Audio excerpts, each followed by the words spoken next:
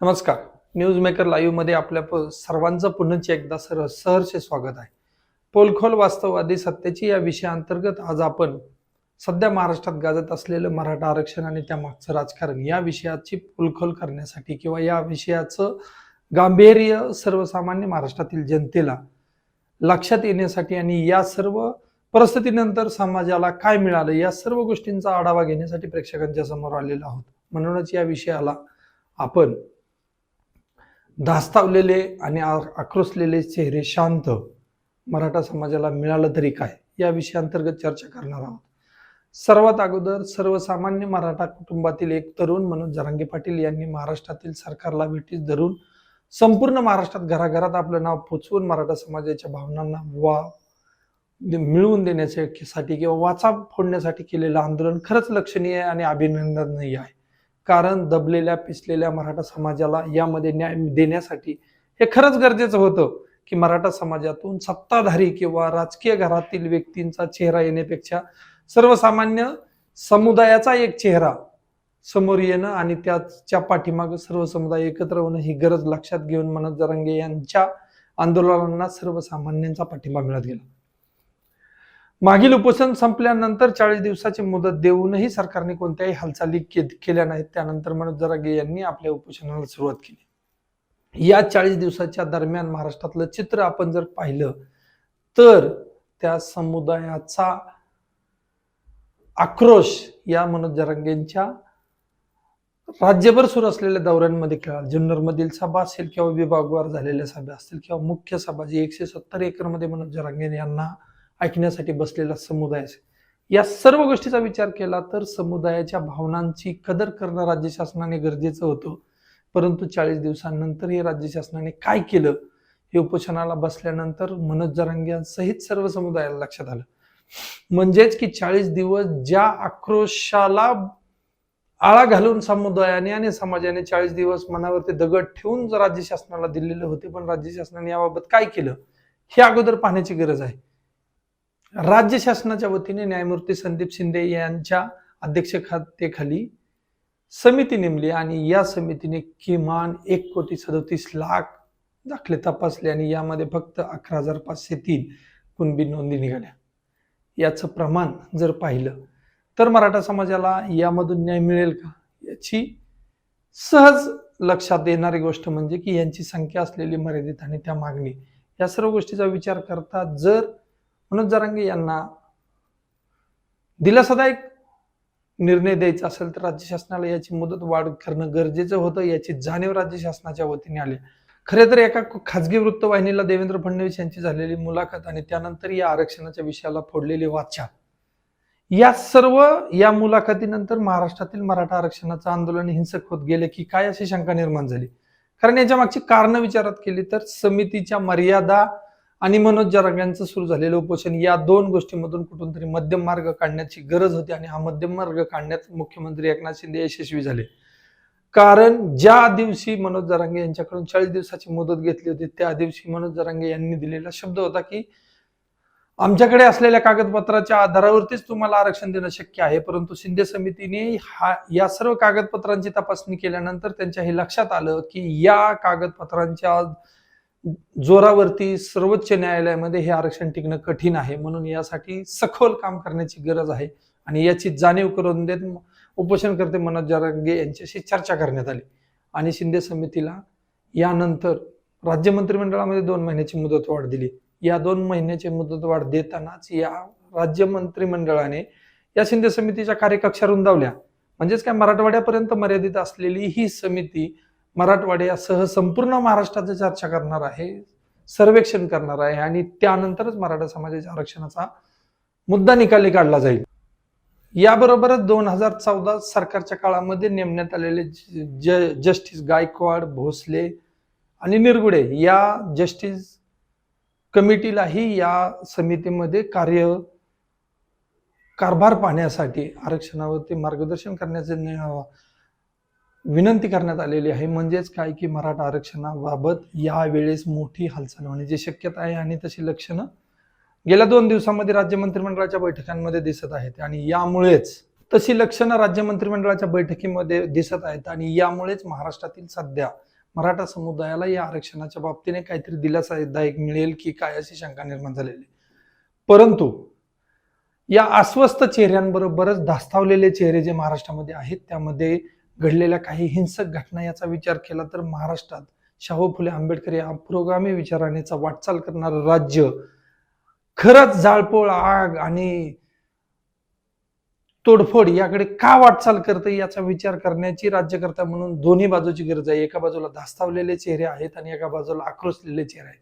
या दोघांची धडक होते, राज्यामध्ये वातावरण कुलुषित होते, लाखो शेकडो करोडोचं नुकसान होतंय. कारण किमान 2 दिवसामध्ये झालेल्या जाळपोळी आणि तोडफोडीमध्ये झालेल्या नुकसानीचा विचार केला तर हे नुकसान सार्वजनिक मालमत्तेचं आहे याची जाणीवच कुणाला होत नाही. फक्त आक्रोशाने विरोध करण्याचं काम केलं जातंय आणि त्यामध्ये धास्तावलेले समुदाय आणि समाज, चेहरे या सर्व गोष्टींचा विचार करणं राज्य शासनाच्या वतीने गरजेचं आहे.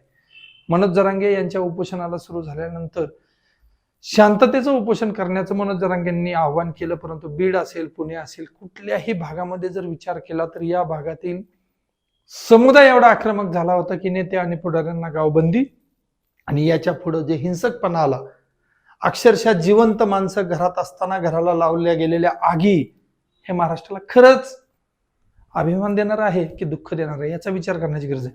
कवळ्या जीवांना आतमध्ये भस्मसात करण्याच्या हेतूने घरांना लावलेल्या आगी हे घटनात्मक नाही आणि हे गुन्हेगारी प्रवृत्ती वेळीच ठेचण्याची गरज आहे. याविषयी राज्य शासन काय भूमिका घेत आहे हे सुद्धा पाहण्याची गरज आहे. मागील आंदोलनाच्या वेळेस दाखल झालेल्या गुन्ह्यांची तपासणी आहे, त्यामध्ये यामध्ये ही जाळपोळीच्या घटनांचाही भर पडलेला आहे. खरं तर मुख्यमंत्री एकनाथ शिंदे यामध्ये यांनी अदखलपात्र गुन्हे रद्द होतील परंतु गंभीर गुन्ह्यांना पाठीशी घातलं जाणार नाही अशी भूमिका घेतली. परंतु यावरती कारवाई कधी होणार हा प्रश्न म्हणतो. गुन्हे दाखल होतील, नोंद होतील, तपास होतील, पण कारवाईचं काय हा खरं धास्तावलेल्या चेहऱ्यांचा प्रश्न आहे आणि त्यालाही दिलासा देण्याची गरज आहे.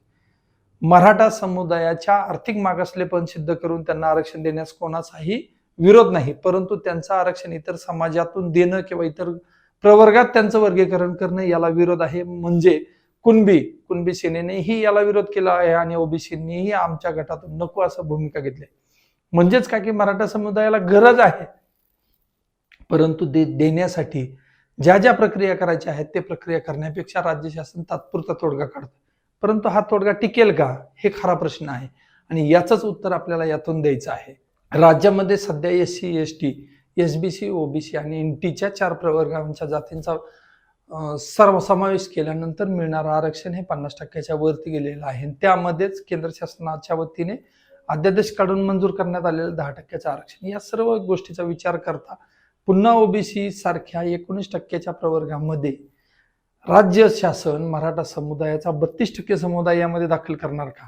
मुळातच 51% समुदाय असलेल्या ओबीसीमध्ये जर 32% समुदाय समाविष्ट करण्यात आला तर 19% आरक्षणामधून 82% समुदायाला कसा दिलासा मिळणार ह्याचं उत्तर कोणीही शोधत नाही. फक्त आणि फक्त एकच मागणी केली जाते की मराठ्यांना ओबीसी मधून आरक्षण देण्यात यावं. परंतु 50% खुल्या प्रवर्गातून मराठा समुदाय 19%च्या आरक्षित समुदायामध्ये येण्याची मागणी करतोय.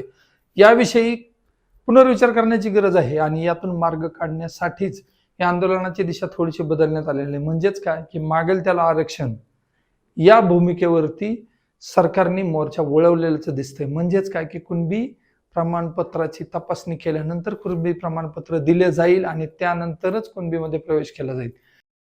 प्रचंड आक्रोशानंतर मराठा समुदायाला हाती काय मिळणार याविषयीचा जर विचार केला तर तज्ज्ञांच्या मते मराठा समुदायाचा कुणबीमध्ये समावेश होईल, परंतु कुणबीमध्ये या समाजाची वर्गवारी करताना समुदायाच्या संख्येनुसार जर वर्गीवारी करायची ठरली तर मराठा समाजाला काय मिळणार याचा खरंच विचार करण्याची गरज आहे. मराठा समाज आर्थिक मागासलेला आहे, त्यांना आरक्षणाची गरज आहे, या जगजाहीर गोष्टी मान्य आहे.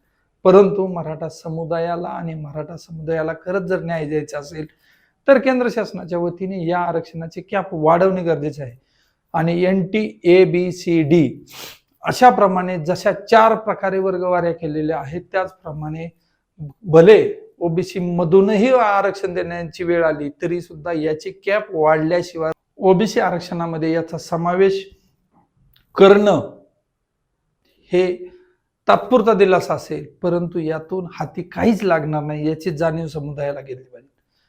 मनोज जरांगे यांच्या उपोषणाला पाठिंबा देण्यासाठी राज्यभर कॅन्डल मार्च करून त्यांचे समर्थनार्थ रॅल्या रात्री, मध्यरात्री, दिवसा सर्वत्र काढल्या जात आहेत. परंतु या समाजाच्या भावना तीव्र होण्या अगोदर त्यांना दिलासादायक कृती शासनाच्या वतीने होण्याची गरज आहे. परंतु या दृष्टीने वाटचाल करण्याची जबाबदारी राज्य शासनाची आहे. सध्या समुदाय आणि शासन यांच्यामध्ये तीव्र रोष आहे. यातून दिलासादायक काय मिळते का काय हे फलित पाहावं लागेल. मनोज जरांगेंनी पुन्हा 2 जानेवारी आणि 24 डिसेंबर या 2 तारखांचा घोळ आजही आहे. 24 डिसेंबर आणि 2 जानेवारी त्यातच शिवसेनेचे खासदार संजय राऊत यांनी हे सरकारच 31 डिसेंबरला विसर्जित होईल अशी केलेली भविष्यवाणी तात्पुरता बाजूला सारली तरी मनोज जरांगे यांनी 24 डिसेंबरची दिलेली मनोज जरांगे यांनी 24 डिसेंबरची दिलेली मुदत याचा विचार करता राज्य शासनाने कोणती तरी ठोस पावलं घेण्याची गरज आहे. यामध्ये दिलासादायक बाब जी गोष्ट आपण सुरुवातीला म्हटलं होतं की या व्हिडिओमध्ये आपण या दिलासादायक बाब बद्दल चर्चा करणार आहोत ती म्हणजे इम्पेरिकल डाटा. मराठा आरक्षणाच्या निमित्ताने ज्या गोष्टीची खरंच गरज होती त्या इम्पेरिकल डाटाची जमवाजमव करण्याचे आदेश शिंदे सरकारने केलेले आहेत आणि त्यामुळे मराठा आरक्षणाच्या निमित्ताने जातनिहाय जनगणनेचा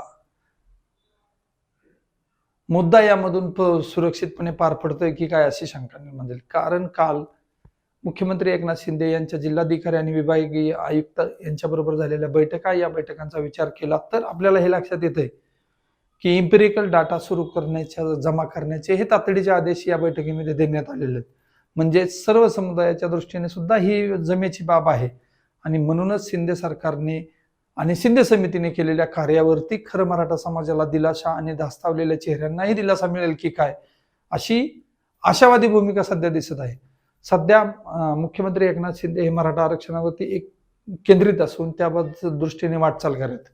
मराठा समुदायाचा रोष उपमुख्यमंत्री अजित पवार आणि देवेंद्र फडणवीस यांच्याकडे आहे याची जाणीव किंवा जाण मुख्यमंत्री एकनाथ शिंदे यांना झाल्याची कुणकुण आहे. त्यामुळेच की काय मराठा आरक्षण हे स्वतंत्र विषय मुख्यमंत्री दस्तूर खुद्द स्वतःच्या नियंत्रणात ठेवून हा हाताळण्याचं काम करत आहे. आणि या दुसऱ्या टप्प्याच्या आंदोलनामध्ये एकनाथ शिंदे यांनी काही सावध पावलं उचलली म्हणजे की थेट मनोज जरांगे यांच्याशी इंट्रोडक्शन करणं, समितीच्या मार्फत आपली लोक पाठवणं, या सर्वांपासून एकनाथ शिंदे यांनी बाजूला सरत संपूर्ण मराठा समुदायाला कसं न्याय देता येईल आणि त्यासाठी आवश्यक कशी पावलं उचलली जातील याविषयी केलेली वाटचाल, या सर्व गोष्टीचा विचार केला तर आपल्या हे लक्षात येतंय की मराठा समाजाला आरक्षणापासून वंचित ठेवायचं नाही ही दृढ संकल्प एकनाथ शिंदे यांनी केलाय. आणि दृढ संकल्प म्हणण्याचं कारण आझाद मैदानावरती छत्रपती शिवाजी महाराजांना नतमस्तक होत दस्तूर खुद्द एकनाथ शिंदे यांनी घेतलेली शपथ ही खरंच खरी होती की काय, आणि हे जर झालं तर समुदाय त्यांना कधीही विसरणार नाही याची जाण आणि जाणीव एकनाथ शिंदे आहे. म्हणून त्यांनी या दृष्टीने वाटचाल करण्याची सुरुवात केलेली आहे. असो, मनोज जरांगे यांनी दिलेली मुदत, समितीची कार्यकक्षा रुंदावणं आणि संपूर्ण राज्यातून इम्पेरिकल डाटा या तिहेरी आशादायक गोष्टींच्या विषयावरती एक न्यायमूर्ती संदीप शिंदे यांची समिती काम करत आहे. त्यांना मुदतवाढही मिळालेली आहे आणि त्यांच्या दिमतीला जिल्हाधिकारी, विभागीय आयुक्त आणि प्रधान सचिव यांसारखी अव्वल दर्जाची टीम देण्यात आली. म्हणून काहीतरी महाराष्ट्रात दिलासादायक होईल. हा व्हिडिओ बनवण्याच्या मागची भूमिका ही धास्तावलेले आणि आक्रोशलेले चेहरे हे दोन्ही शांत राहणं हे आमच्या दृष्टीने महत्वाचं होतं. म्हणूनच आपण पोलखोल वास्तववादी सत्याची या विषयाअंतर्गत धास्तावलेले आणि आक्रोशलेले चेहऱ्यांना मराठा आरक्षणाची मुदतवाढ दिलासा देईल का या विषयाअंतर्गत आपण चर्चा केली. तुर्तास थांबूयात, पुन्हा भेटूया नवीन विषय आणि नवीन चर्चा घेऊन. आमच्या हा व्हिडिओ तुम्हाला कसा वाटला अवश्य कळवा. आमच्या न्यूज चॅनलला सबस्क्राईब करा, लाईक करा, शेअर करायला विसरू नका. धन्यवाद.